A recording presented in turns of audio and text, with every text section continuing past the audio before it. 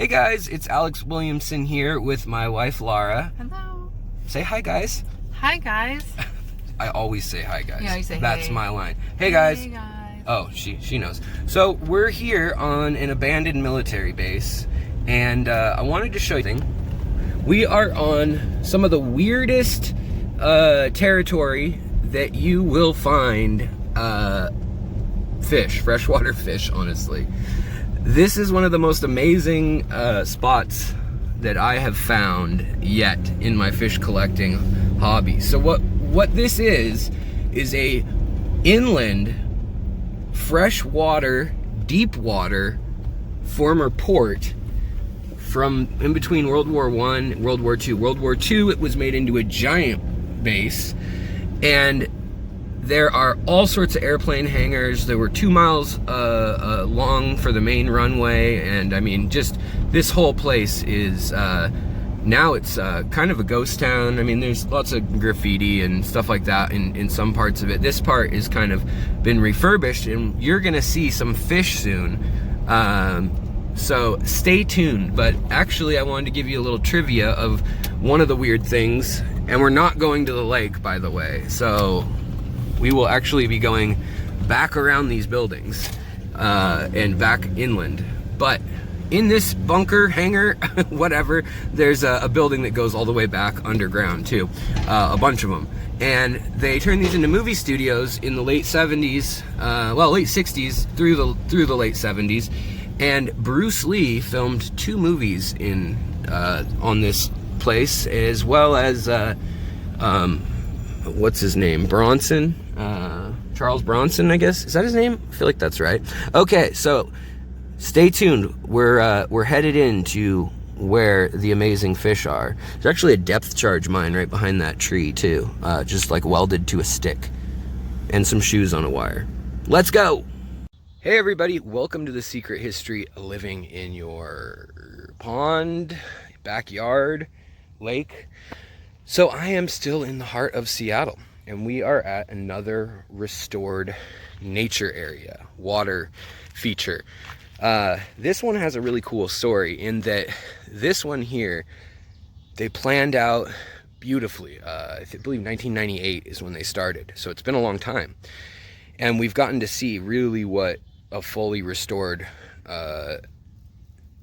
baseline is. Not all the mega fauna, or mammals rather, for here. I guess there's some fish that would be considered megafauna too. But not all the big animals are back yet. The flora though, they've done a really good job until the last year or two, keeping invasives out and only allowing natives to come and volunteer or start. But that being said, we are in the middle of a city, and this area is 350 square acres, and it's also against another green belt that's at least that long, that follows an interurban trail that goes all the way from the country through downtown and then down towards the country and airport on the south end of the city. But I have something here that I found that I'd like to show you guys. So right here we have these goo balls, and at first glance you would assume, oh, those are eggs. Look at all those eggs. But they're not. They are actually a bryozoan or bryozoan, and they look like tadpole eggs almost, except they have no dark spot, and the lumpiness changes. It's totally kind of random. Some are a millimeter across, some are up to half an inch across, or maybe 2 centimeters across, or 1.5 centimeters across, and it grows on the ferns and the underwater vegetation right at kind of water level. Now, this stuff usually actually needs pretty clean water to do well. And as I'm saying this, look at what has come in here. Now, let me tell you guys a story about this site. I don't know if you guys can make that out yet. When it moves, I'm sure you'll make them out, because these are some really nice pumpkin seeds, and there's also some bluegills hanging out right near me too. You can see they're blue on their tail, actually, is what you can see best. Let's see if maybe a steeper angle will see them better. They're a little more scared of me then, but We'll see if they get used to us. They have their nests, pumpkin seeds, bluegills, all the kind of what we call sunfish or panfish in the United States. They all kind of form these little round nests. I don't know if you guys can make that out either on today like today. There's sand there. There's another one there. And there's another one right here. The overcast makes it a little difficult, but they make these sandy areas in what would otherwise be a muddy, molmy, murky, plant-filled environment. I'm gonna put this bryozoan stuff back in the water. But just look at all that mulm and algae that's growing right there. We'll try to get some underwater shots in a minute here so you guys can check out those bluegills or pumpkin seed fish, whichever one's boldest. It's really cool to watch them. They're almost as bright as discus in coloration. On a day like today, they may not quite shimmer the same, but they're still pretty cool. So I'm gonna take you guys on a little journey around here.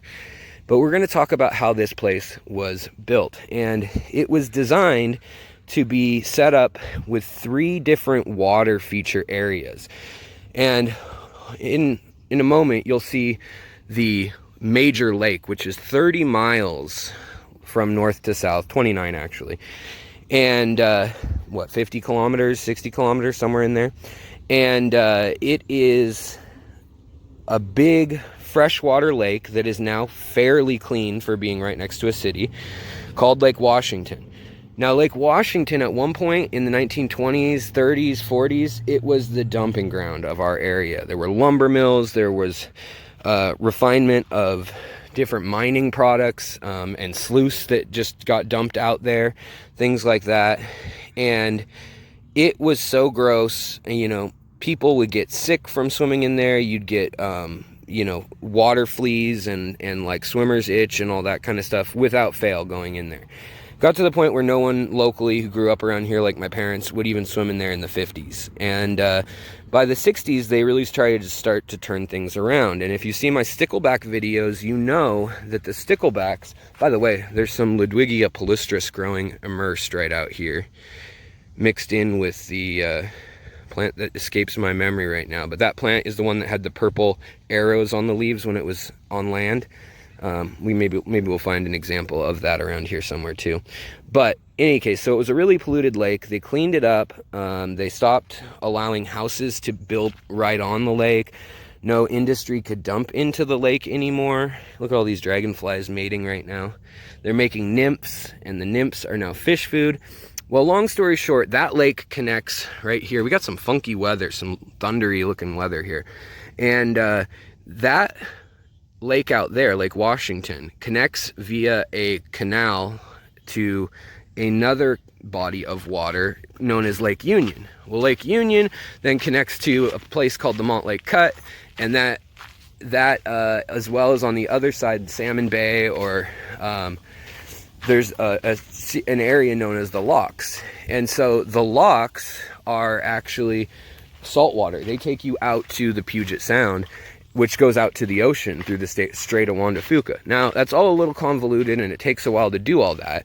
But the cool part is that we get all sorts of things like bull sharks, sturgeon, salmon, seals, you know, all sorts of weird stuff in there in Lake Washington, as well as we get, you know, salmon. We get, like I just said, you know, we get kokanee.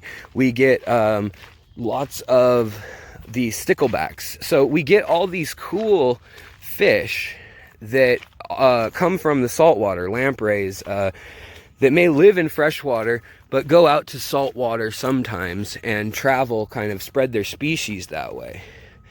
Hey, we've got a Bacopa species here, and we've also got more Ludwigia palustris growing right there. If it's got that kind of reddish stem, that's Ludwigia palustris, aquatic form. But in this area, this all floods in the winter. And I'm always interested to see what imprints we have here. Like, we've got raccoons and coyote, definitely, humans. And then there is a weird imprint I'm finding, like tracks, that almost looks hoofish, but it's not. It's not big enough, and it's not wide enough. So I'm wondering if something domestic or some sort of livestock is living here. But back to the park, back to the story of it. So it connects to that huge watershed, and it also connects via a creek that runs up and into the city up here. And on the other side of that is the downtown area of Seattle with all the skyscrapers. So, and that's the way to the saltwater too. But they built this pond, and that island was supposed to be the main feature, and you're supposed to be able to walk to it. Rangers and you know, park maintenance people, restoration people want to be able to walk out to this island right here from that far side, and then they wanted it about 20 feet deep in the deepest spot, and that was going to be the main body of water. And this space of land, believe it or not, was actually a former military base. And all in between World War I, hey look, a great blue heron. All in between World War I, World War II, this area was heavily fortified, militarized, and it was a freshwater submarine naval base. You know, battleships, they could get big stuff in here, especially for when you say big for World War II era. We've got some ducks coming over. It looks like a group of 4 young female ducks, and then mallards probably still over there somewhere. But we also get wood ducks in here, and grouse and things like that. Quail now are coming back. Don't even know where they came from. But here, there's some wood that's actually been gnawed on by beavers, and they come into the story real quickly because they wanted to do a big, deep pond, and then what they called coastal puddles or coastal ponds, and those were going to kind of hopfrog or leapfrog, hopscotch, there we go, not hopfrog, their way back to the lake. And then water in the wet season, for when it floods in the city, when we get downpours or just lots of rain, instead of this military base, which had heavy drainage systems, and there's actually still a big pump running over here that you might be able to hear, but they wanted it to just lead right back out to the lake. And so nothing would flood in these 350, it's really more like 600 acres. And this is like the shallow part in the summer of these little ponds. So this was another little pond, and there's an old pump system, if you guys can hear that. And it literally just goes through a storm drain. They just left a storm drain because this line marks where the old airstrip was. And this is where it kind of ended, right here. But there was a 2-mile long airstrip or so that ran from about here to the far end over there, where there's a pier, and there's actually a fairly deep water pier. It used to be, I believe, 120 feet at the deepest point. I don't know why they needed it that deep, maybe for submarines, but they would black out all the houses around this area during World War II, and my grandparents grew up on this lake in the city. Farther south, it actually touches, you know, the heart of the city, and the skyscrapers and condos and other bigger things come right up to the water still. And back when they were young, everybody who lived on the lake had docks. There were all sorts of businesses on there, and people actually, for fun, they kind of hung out on the lake. And you know, there were lots of places to get out and have food or drinks. And right here we've got one of those pumpkin seed fish, and I'm hoping you guys can see him when he moves. There's 2, actually 3, and they're guarding a nest. Looks like we got one bigger male and 2 females would be my guess, the way they usually interact. But I'm surprised their nest is ruined in that the sand, that's that color. This is here, and here we can actually see them because of the sand in a moment. And that's actually, I can't tell if that's a pumpkin seed fish or a bluegill now, but it looks like a pumpkin seed because I can see more red than blue, but I can't tell for sure at this angle. But beautiful metallic aquamarine blue tails. And here's some juveniles over in here. Anyways, back to the lake story. So they built this thing, and immediately after they built it, leading back to the lake, thinking that they had this floodplain worked out. They had 20 years of engineering and planning, converting this in the late 70s, all through to the late 90s into a park. In 78, it was decommissioned as a military base. And They also had filming studios here in between the 60s and 70s, in between the park time and the military time. They closed part of the base. When I was in high school, there used to be old World War II era bunkers and like cement bunkers, even maybe a little pre-World War II, and long guns still mounted on some of the little hills. And some of the hills are false, and there's some big hills too on the other side that go up around 250 feet, or I suppose 75 to 85 meters, something like that. And they had these guns that could shoot up to 28 miles, just giant cannons. And so they used that artillery in hopes of guarding Boeing, which was Seattle, Washington's main industry other than fishing and lumber at the time. And that industry was building all of the B-52s, all of the really important bomber planes and fighter planes, pretty much for the US, were being built there. And that literally was on this lake, and they literally just dumped castings of metal and other chemicals and creosote and all sorts of stuff into the lake. But it was also kind of used secretly, because then they could bring barges of materials from anywhere in the world, even the UK or whatever, if they wanted to come through the Panama Canal, and they could bring in those into the fresh water, unload at night, and they would put these big tarps over stuff. But kind of a cool story, kind of a long history. Here we've got some baby bass swimming in, which is interesting. I hadn't seen those yet. So these are, it looks like largemouth bass, some babies back there. And then we've got the adult sunfish right here. That's a good shot. And maybe one of you guys can identify that for sure, but it's a little hard with this overcast to know for sure what species that is, especially because sometimes they can cross too, and be hybridized. But really pretty. And there's a whole bunch of them. They're very dense in here. So there's a lot of food. 2, water. They can live in pretty dirty water, so it doesn't assure that they're clean at all. But what makes me think the water's okay and semi-clean is that as soon as they built this thing in 1998, by 1999, the start of 1999, there was a pair of beavers that came in from the main lake. And granted, it's a 30-mile long lake, but it's suburbs all around the lake. And there are some sloughs and rivers that dump into the lake, and maybe they followed those, I don't know. But now there's also river otters too in here, which are rare, but really cool when you spot them. I got some pictures they're on the community tab actually from last week, if you want to check them out on YouTube. But they dammed this area and the whole thing flooded. So instead of having the little leapfrog ponds that were supposed to be yay big and sometimes dry, and then when in the wet season in winter, flood and lead out to the water, instead of that, they overflowed, and the water surface area during the winter is over 25 times larger than they had anticipated. In the summer and like half the year, it's actually not crazy bad. I think it's only off by like twofold, double or something. But so it's very shallow water here. There's at least some sunfish in here that are the pumpkin seeds, and they're, to me, the prettiest ones around here. So let's see if we can find some young pumpkin seeds or some young bluegills, and we'll try to get those for you. We also already have in our possession, and I always pick up all the litter and trash I can find while I'm out doing this, so I bring a bucket for them too.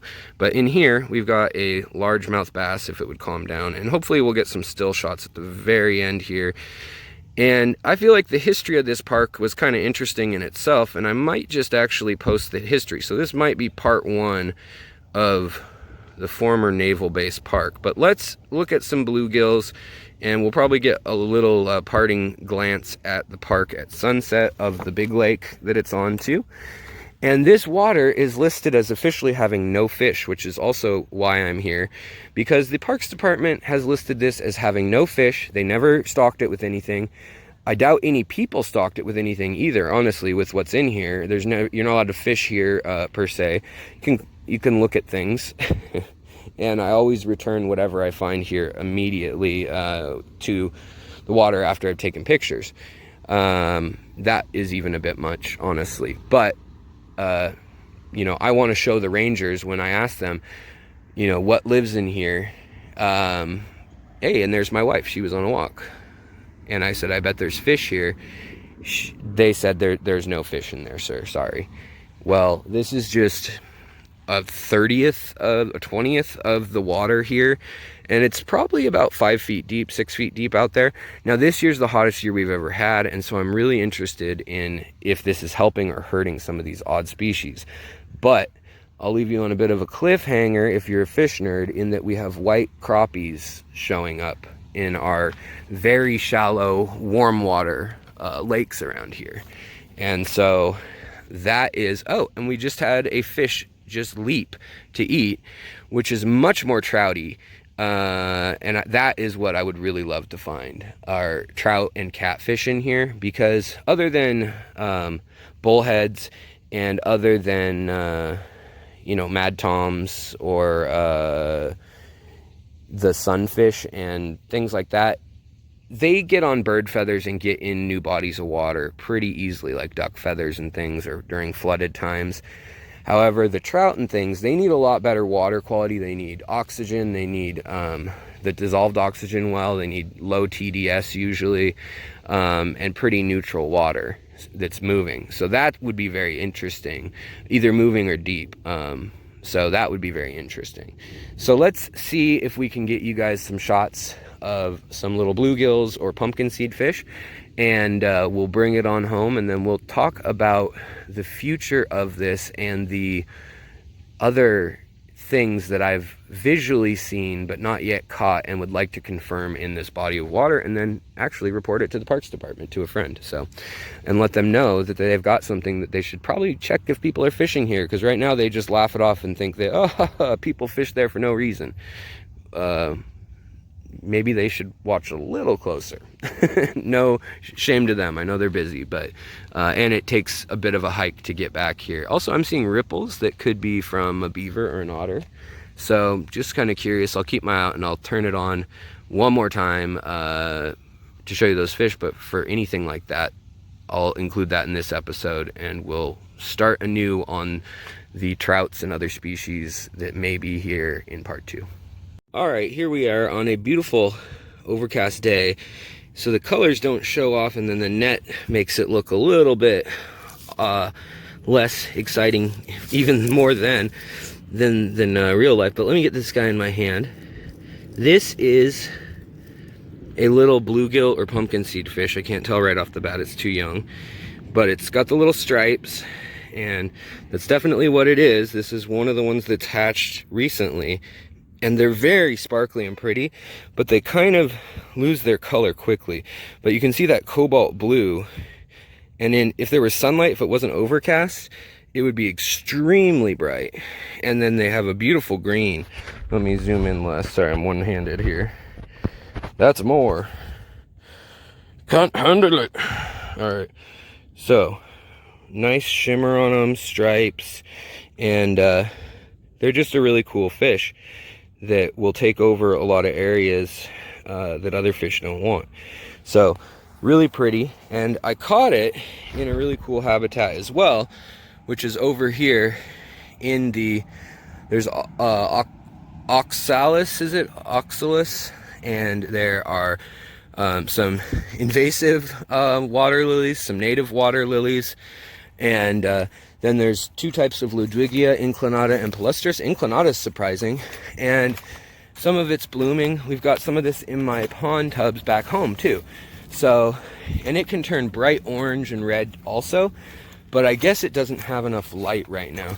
But I'm gonna put this fish in some water real quick and get it to maybe color up for pictures in the community tab. Pictures are always gonna show the color realistically better than this little camera I've got. So we're gonna try that. We're gonna put it in a little specimen container that I got here, and we'll work from there. Catch these guys quick on film. They're losing their color as we speak, but beautiful purples, blues, lavenders, and greens with silver. Let's see. Doesn't show up as best. I'll get pictures for the community, but beautiful, beautiful little, probably pumpkin seed fish or bluegills. I'm guessing pumpkin seed fish on that one. Bluegill here. That one might be bluegill also. But turquoise right next to the face. Silver, and then the dual line striping. So I'm still learning. I could be wrong. Feel free to correct me if so, and I'll correct myself and pin it if so too. But again, just found under that lily pad right there. Let me get these guys in water again. And our last friendly yellow bass, really bright yellow tail here. Hold on, get him in the hand. He's starting to not be colored up, but I'll post pictures again. This is another bass. So gonna put them in a little bottle. We'll get them a little air pump on the ride back, and the bass, the questionables, and the sunfish are all separate. We're gonna drive past the lake and call it a day. All right, guys, and here is the beautiful Lake Washington that I've been telling you about. I guess there's some kids picking raspberries or blackberries. Yeah, blackberries, Himalayan blackberries, great invasive Himalayan blackberries. There's some people fishing for who knows what, salmon, sturgeon. Sturgeon aren't very common anymore, but there are pretty much any fish you could think of living in this lake that are able to survive up here, including bull sharks, seals, like all sorts of crazy stuff that I've mentioned in the past. And this is the far northern point of the lake. So this is the last, I don't know, 3 miles. And so this lake wraps around, there's islands, and we're just on a little teeny piece to give you an idea of how big it is that those ponds were connected to. Thanks for watching, guys. I'll talk to you later. Hey, look, that cloud's a butterfly, or full of lightning. Let's go home.